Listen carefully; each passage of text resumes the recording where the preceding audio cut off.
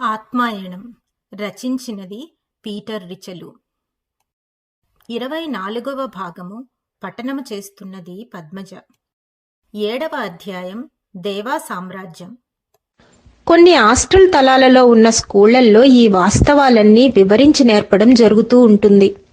సాధారణంగా ఈ స్కూళ్ల ద్వారానే మనిషికి సరైన సమయంలో ఒక తలము దాటి మరొక తలానికి వెళ్లాలన్న కోరిక ఏర్పడుతుంది.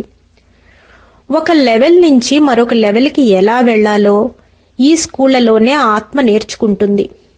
ఒక నిర్దిష్టమైన విధంగా సంకల్పించడం ద్వారా తనలో ఆ మార్పు తెచ్చుకొని మరో లెవెల్కి వెళ్ళగలుగుతాడు. ఒక తలము యొక్క తత్వము మరొక తలము యొక్క తత్వము కంటే వేరుగా ఉంటుంది. ఒక్కొక్క తలము ఒక్కొక్క తత్వంతో తయారైనా కూడా నిర్దిష్ట సంకల్ప మాత్రంగా ఆత్మ వేరే తలాలకు అనుగుణంగా మారి అందులోకి వెళ్ళగలదు. మన ఆస్ట్రల్ శరీరంలో అన్ని తలాల తత్వ పదార్థాలు ఉన్నాయి. అక్కడ మనం చేయవలసిందల్లా ఏమిటంటే మనం ఏ తలములోకి వెళ్ళాలనుకున్నామో ఆ తలానికి అనుగుణమైన విధంగా ఆస్ట్రల్ శరీరంలోని కణాలను యాక్టివేట్ చేయడమే. ఆ తలములో మన శరీరం పూర్తిగా పనిచేసేటట్లు మలుచుకోవటమే. అది సంకల్ప శక్తితో. ఇంకా ఆస్ట్రల్ జీవికి ఇక్కడ ఏమి నేర్పబడతాయంటే రెండవ తలములో ఉన్నవాడు మొదటి తలములో ఉన్న వ్యక్తితో మాట్లాడలేడు. అలాగే మూడవ తలములో ఉన్న ఆత్మ రెండవ తలములో ఉన్న ఆత్మతో మాట్లాడలేదు. అంటే తనకన్నా క్రింద తలములో ఉన్న వారితో మాట్లాడడం కష్టం. అయితే మూడవ తలములో ఉన్న వ్యక్తి ఏదైనా కారణం చేత మొదటి తలములో ఉన్న వ్యక్తిని సంప్రదించాలని అనుకుంటే తన సంకల్ప శక్తి చేత మొదటి తలానికి దిగిరావలసి ఉంటుంది. అలా సంకల్పించడం వల్ల అతని శరీరంలోని మొదటి తలానికి చెందిన అణువులు మళ్లీ చైతన్యవంతం అవుతాయి. ఆస్ట్రల్ తలములో పైకి వెళ్లాలన్నా క్రిందికి వెళ్లాలన్నా ఇదే పద్ధతిని ఉపయోగించవలసి ఉంటుంది. ఒక్కొక్క తలంలో జీవితం ఒక్కొక్క రకంగా ఉంటుంది. అన్ని అవసరాలకు అన్ని సంకల్పాలకు తగిన విధంగా ఉంటుంది. ఇండియాలో జీవన విధానానికి ఇంగ్లండ్లో జీవన విధానానికి తేడా ఉన్నట్లే. ఆ రెండు దేశాలు భౌతిక ప్రపంచంలోనివే. అదే విధంగా అన్ని తలాలు ఆస్ట్రల్ ప్రపంచంలోనివే, కానీ వేరువేరుగా పనిచేస్తాయి. వాటి తీరుతెన్నులు ఉద్దేశాలు వేరుగా ఉంటాయి. ఆస్ట్రల్ ప్రపంచంలో చాలా భౌతికంగా ఉండే భాగం ఎంతో దట్టంగా ఉంటుంది. అది మనం చనిపోగానే మనల్ని అంటే మన ఆత్మను ఆవరించుకొని కనపడే తొలి స్థాయి లేదా తలం. ఆస్ట్రల్ ప్రపంచంలోని ఈ దట్టమైన భాగంలో ఉన్నంత వరకు బ్రతికుండగా భౌతిక ప్రపంచంలో కనిపించినవన్నీ కనిపిస్తాయి. ఉదాహరణకు నువ్వు బ్రతికుండగా లండన్లో జీవించావనుకో, మరణానంతరం లండన్ను ప్రతిబింబించే ఆస్ట్రల్ తలంలో నువ్వు ఉండే అవకాశాలు మెండు. ఎందుకంటే నీకు తెలిసిన దాంతో కలిసుండాలని నువ్వు కోరుకుంటావు. నీ చుట్టూ మనుషులు కనిపిస్తుండాలని, నీ ఇల్లు నీకుండాలని, అందులో ఇంతకు పూర్వంలా నువ్వు నీ స్నేహితులకు ఆతిథ్యమివ్వాలని కోరుకుంటావు. అలా కొంతకాలం గడిచాక బహుశా నీ స్నేహితులలో ఒకరు నీతో అనవచ్చు, ఆస్ట్రల్ ప్రపంచంలో పట్టణ జీవితం కన్నా పల్లె జీవితం బాగుంటుందని, కనుక నువ్వు పల్లెకు తప్పకుండా వెళ్లాలని అనవచ్చు. లక్షల మంది కిటకిటలాడుతూ అనేక జాతులు వారుండే పట్టణ వాతావరణం కన్నా బహు కొద్ది మంది మసిలే పల్లె వాతావరణము వేరుగా ఉంటుంది అన్న విషయం నీకు తేలిగ్గానే అర్థమవుతుంది. ఆ పల్లె వాతావరణమే రెండవ తలం. దానినెలా వర్ణించాలో అర్థం కాక మొదటి తలం కన్నా ఈ రెండవ తలము 1 మైలు ఎత్తులో ఉందని భావించమని చెబుతున్నాను. ఈ రెండవ తలంలో అనేక కుటుంబాలు సంతోషంగా సాంఘిక సంబంధాలతో ఒక పల్లెటూరు జీవితం ఎలా ఉంటుందో అచ్చంగా అలాగే బ్రతుకుతూ ఉంటారు. నీకు ఇష్టం ఉన్నంత కాలం ఈ తలాలలో నువ్వు జీవించవచ్చు. చాలా ఐహికంగా ఆలోచించే మొరటు తరహా మనిషి ఆస్ట్రల్ ప్రపంచంలోని అత్యధిక సాంద్రత కలిగిన భాగంలో చాలా సంతోషంగా జీవిస్తాడు. ఎందుకంటే అతనికి ఇంకా భౌతిక ప్రపంచ వ్యామోహంలోనే ఉంటాడు. అక్కడ ఆ పరిమిత జీవితాన్నే గడుపుతూ ఉంటాడు. ఆధ్యాత్మికంగా ఎదిగిన మనిషి ఈ తలాల్లో ఎక్కువ కాలం సంతోషంగా ఉండలేడు. అలా ఉండమని అతనిని ఎవ్వరూ బలవంత పెట్టరు.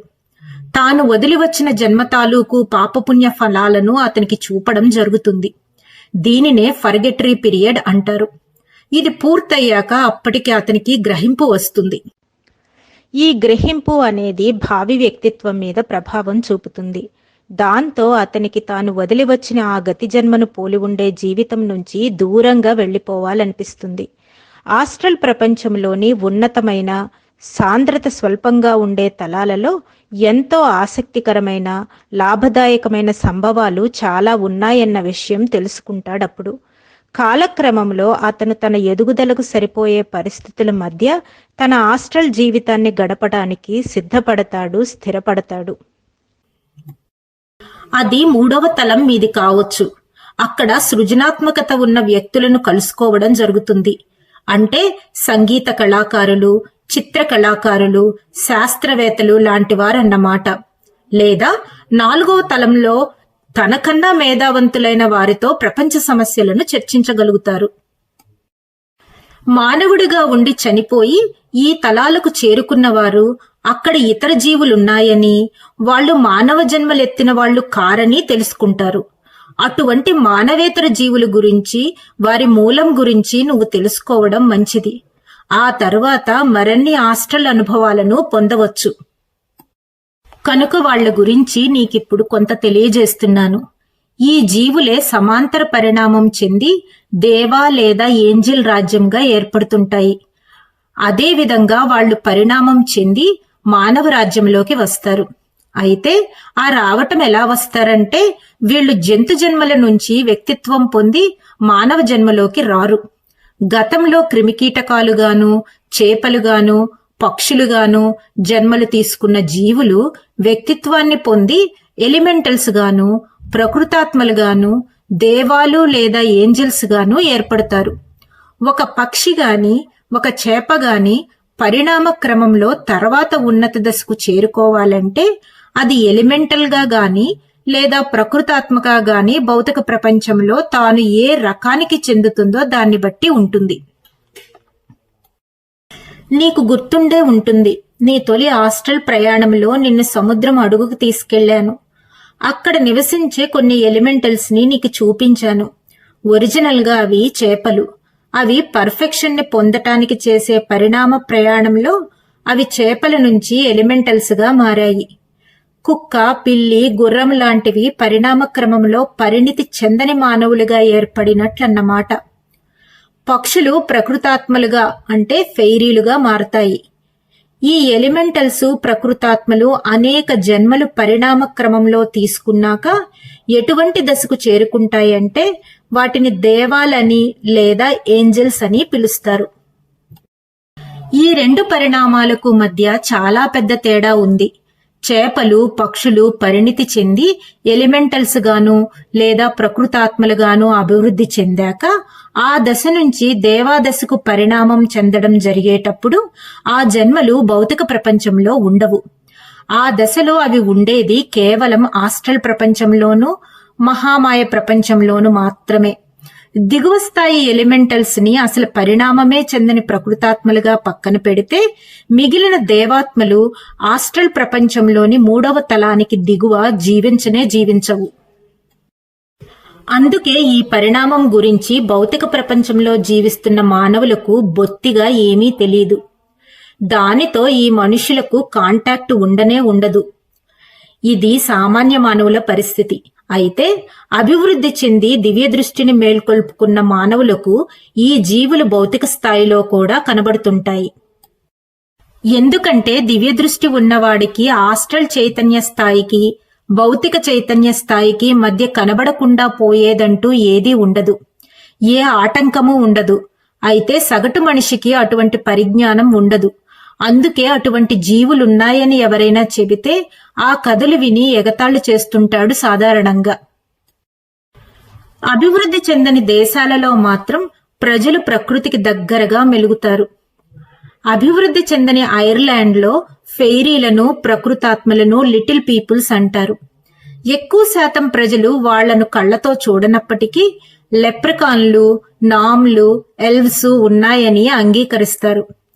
ఈనాటికి చాలా మంది రైతులు కొన్ని ప్రత్యేకమైన నేలల్ని దున్నడానికి నిరాకరిస్తారు.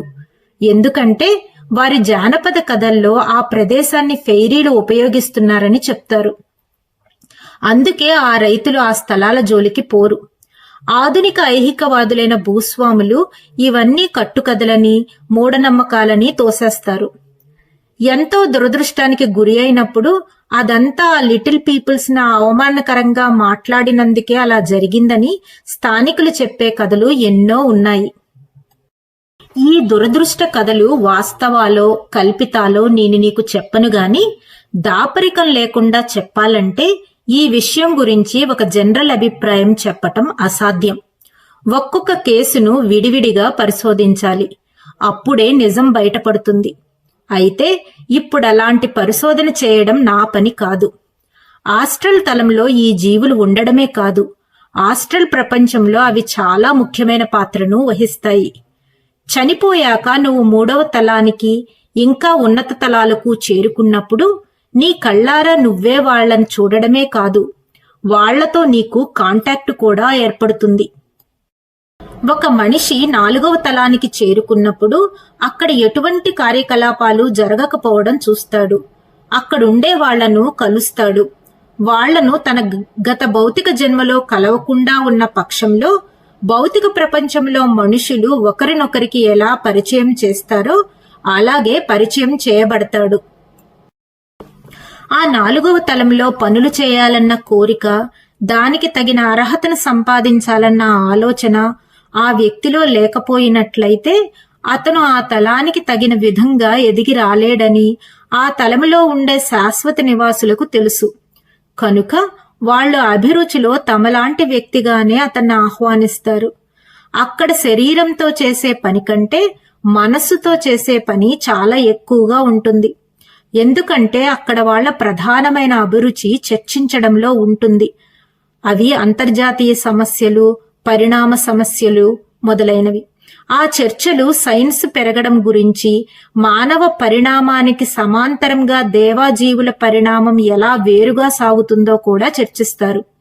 సిద్ధాంతాలను రూపొందిస్తారు. వాటిని పరీక్షించే ప్రయత్నం చేస్తారు. ఇదంతా వినడానికి నీకు చాలా బోరుగా అనిపించవచ్చు.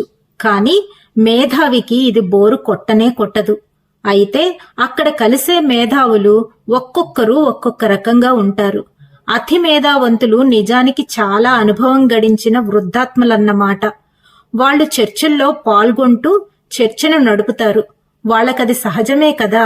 చాలా సందర్భాలలో దేవాల సామ్రాజ్యం నుంచి దేవాలు వచ్చి చర్చల్లో పాల్గొంటారు. అయితే అటువంటి సందర్భాలలో మాట్లాడుకోవడం అనేది మాటల రూపంలో జరగదు.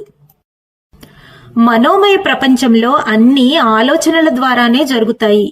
అందులో జీవించే స్థాయికి ఇంకా చేరుకోకపోయినా ఆస్ట్రల్ ప్రపంచంలో ఉత్తమ భూమికలలో కూడా పదాలు వాడకుండానే సంభాషణలు జరుగుతుంటాయి.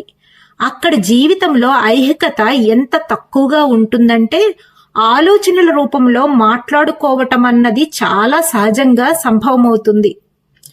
అలా సంభాషించుకోవటం అద్భుతంగా గాని అసాధారణంగా కాని అనుకోరు. ఒక్క విషయం నువ్వు గుర్తుంచుకోవాలి.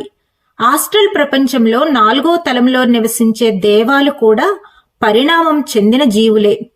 భౌతిక ప్రపంచంలో తక్కువ పరిణామం చెందిన కూలీలకు, బాగా పరిణామం చెందిన మానవులకు ఎంత తేడా ఉంటుందో ఈ దేవాలకు, తక్కువ పరిణామం చెందిన ఎలిమెంటల్స్ కు, ప్రకృతాత్మలకు అంతే తేడా ఉంటుంది. ఈ భాగాన్ని ఇక్కడితో ముగిస్తున్నాను. మరొక భాగంలో మళ్ళీ కలుద్దాం. అంతవరకు సెలవు.